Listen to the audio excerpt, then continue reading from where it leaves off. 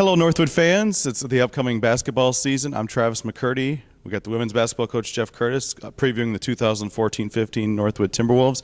Coach, top 12 scorers coming back. Team reached the GLIAC tournament a year ago. Expectations are probably as high as they've been around here in a long time.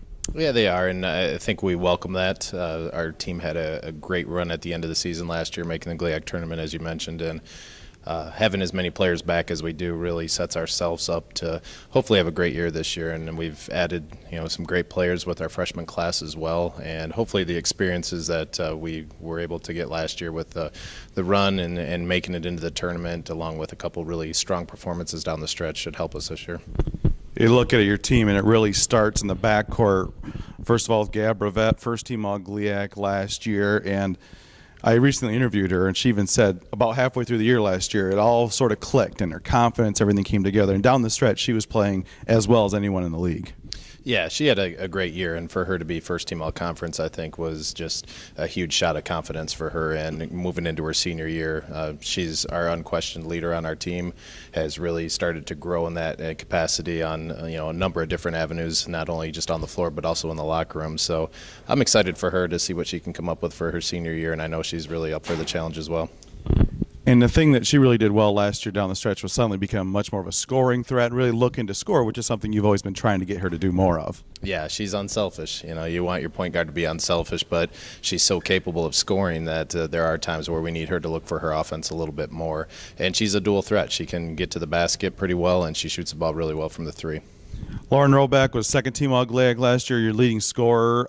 She had a really solid step-up year, but I think she's capable even more this year in taking her game to another level. Oh, I think so too. I mean, Lauren's about as dynamic as they come at our level. Again, a dual threat. She's not just a shooter. She's not just a put the ball on the floor type player.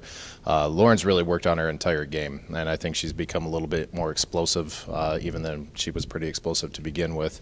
Worked hard in the weight room and has also worked on her shot. So I'm excited for her too, and she continues to work at the defensive end of the floor too, and is really starting to become a complete player.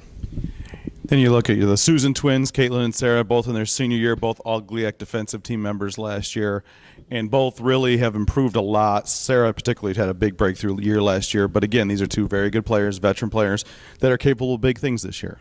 They are, and being seniors, and they're very, very hungry, and both Sarah and Caitlin are just so driven. They relish in the fact that they are defensive stoppers, and for them both to be on the all-defensive team last year, I think speaks volumes, and they both like that role. Sarah had really stepped up her offense last year, and I really think Caitlin can step up her offense as well. She's very capable. She just needs to understand that we need her to score a little bit to keep the defense honest, but both are just very capable players, and I think they're really excited for their senior year.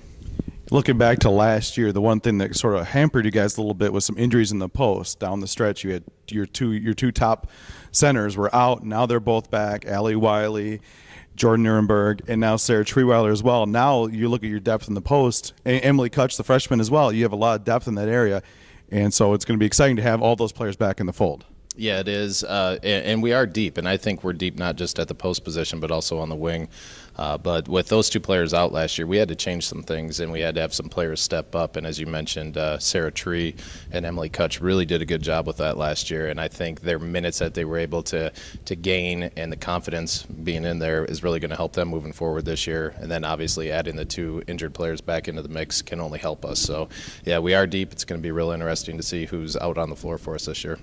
Yeah, we've talked a lot, you and I, about the depth of the team and how sacrifices are going to have to be made. There are players that played a lot of minutes last year that probably aren't going to play as many minutes this year. Yeah, and that's part of the challenge every year. You're not really sure who's going to step up and what pieces need to fit together. It's a good problem to have, and I know our coaching staff is excited to see where that all unfolds to. But it's going to be interesting. I think the good thing we've got going for us is our team chemistry is really solid. So I know players are going to accept their roles and move forward if it's best for the team. Coach, thanks for joining us, and good luck this upcoming season. Thanks, Travis.